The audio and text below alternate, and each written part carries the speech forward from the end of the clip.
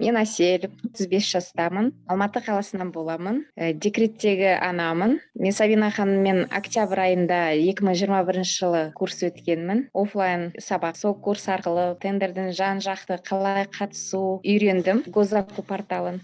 Сол портал бойынша сабақ өткеннен кейін қатыса бастадым. Мен 10 күннен кейін алғашқы тендерімді, 10 күн ба, 12 күннен кейін алғашқы тендерімді ұттым. Кішкентай сумма болса да, практика жүзінде опыт болмаған болды. Әлі күнге дейін қатысып келемін. Енді андай үлкен крупный неге қатысқан жоқпын, бірақ ценовое предложение, аукцион дегендерге қатысып жатырмын. Әлі де қатысып жатырмын. Қазір менде алғашқы услугам, годовой услуга алдым, мероприятие өткізуге. Енді міне осы наурызда алғашқы нем болады. Жаңағы өткіземін праздник балаларға. Ал бұға дейін менде тек поставка товар болды. Алып сату. Өзім шығармаймын, өндірмеймін. Таныс товарды да поставка жасадым, хост товардан да поставка жасадым. Көптеген оптовиктермен таныса бастайды екенсің, біледі екенсің. Былай алғанда, розничный алғанда қалай болады? О, оптовиктермен жұмыс істеген басқаша болады екен. Бағасы да ощутимый болады екен. Заказчиктерден енді айтпаймын, бәрі прям идеальный күшті деп. Бірақ ешкім андай пара сұраған емес менен. Жаңағы уақытысында, уақытылы просто товарыңды апарсаң, және құжаттарың, сертификаттарың бәрі заңды жүзінде тапсырсаң, онда ешқандай проблема жоқ. Бірақ енді мен қазір енді миллионер әлі болған жоқпын, миллиондап тапқаным жоқ. Ол менде қазір практика бастамасы деп ойлаймын. Болашақта үлкен суммаға қатысып ұтамын деген ойдамын. Әселі, қанша тендер ұттыңыз? Қазіргі уақытқа дейін бір 8 договор болды уже. 8, бір 10 шақты. Әсел, оның алдында тендермен айналысқан жоқсыз, дұрыс па? Енді өзіңіздің қандай қорқыныш болды? По факту, ол қорқыныш шын болып шықты ма, болмаса бұл тек қана қорқыныш болып шықты ма? Соны айтыңызшы ма? Алғашында қатыса басқанда жаңағы курсты бітірдік қой, курсы өттік.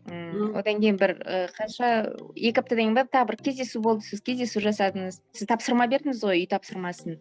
Жаңа 2 айда біз деген каждый неде 10 заявкадан тастауымыз керек деп. Өзі жылдың аяғы отырамын ана жерден қараймын. Қайда қатысамын, не өзім ештеңе өндірмеймін, қолымнан өзім ештеңе жасау білмеймін, не жасаймын деп қарап отырам. Қорқыныш болды. Жаңа ол нәрсе таба аламын ба, мен таба алмаймын ба?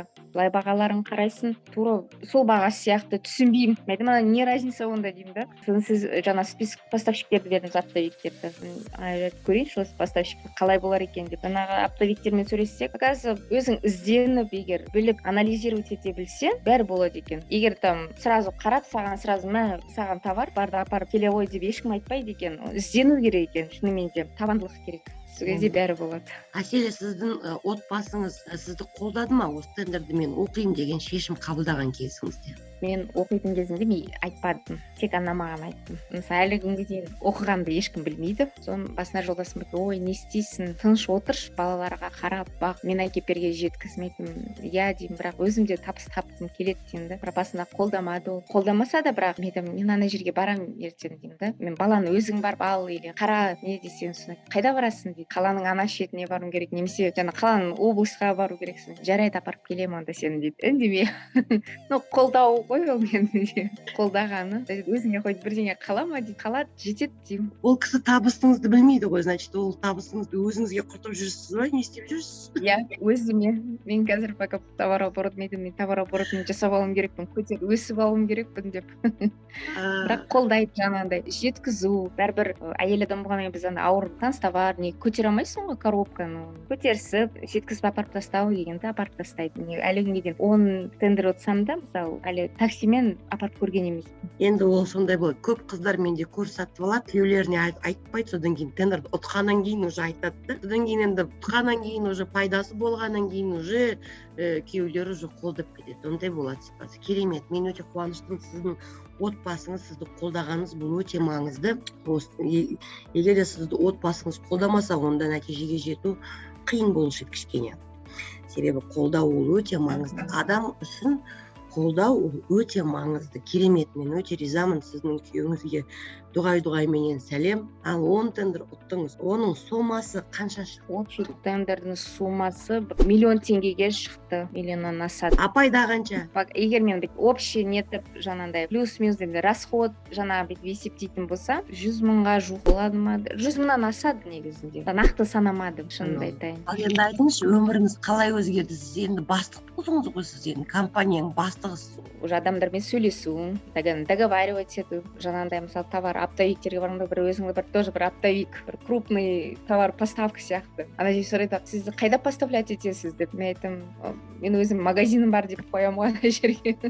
Коробка мен алып жатқанда уже андай розница барған адамдар мысалы оптовиктер онша менсінбейді ғой, олар жолаттырмайды оптовикке деп, только оптовикамын деп. Сен оптовиктер менсең олар деген сразу моментально біреу сен жүгіріп жүреді, прямо өзің жүресің ана складтарда нелерде таңдап, маған мынандай керек, мынандайдан мынанша количество дегенде прям андай басқадай ощущение уже ол жерде. Бір қалтаңда сенде миллиондап тұрған сияқты, сен миллиондап соларға төлеп жатқан сияқты боласың. Әселя, тағы бір сұрақ. Қараңыз, сіз бұл 10 тендерді ұту үшін қаншама уақытыңызды бөлдіңіз? Көп адамдар соны сұрайды. Уақыт көп кетеді деген сияқты. Сіз қанша уақыт бөлдіңіз? Жобалап айтсаңыз да болады. Вот компьютерге отырдым, тұрдым деген осы уақыт аралығын айтыңызшы, примерно. Мен там бір күн шаршап тұрасың, бір күн баланың бірдеңесін етесің, сосын 1-2 сағат отыра салайыншы, көрейінші деп, сол кезде 1-2 сағат отыра салып, и то ол 1-2 сағат күнделікті емес, не постоянно. Если 10 тендерді бүткіл уақытқа нетсең, бір-ақ күнің ғана шығар.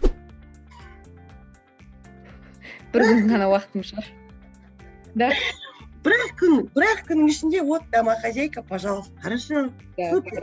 Супер. Ал менің курсым жайлы не деп айта аласыз? Түсінікті болды ма? Сізге кураторлардың жұмысы қалай? Кураторға мен ризамын. Любой уақытта там акт жабуым керек или там бір вопросым звондай саламын. Даже басында Сабина ханым, сізді де мазаладым. Мен не істеймін мына жерде деп. Кез келген уақытта звондаған кезде барлық менеджер қыздарға да мың алғыс. Любой жазған кезде бәріне жауап береді уақытылы.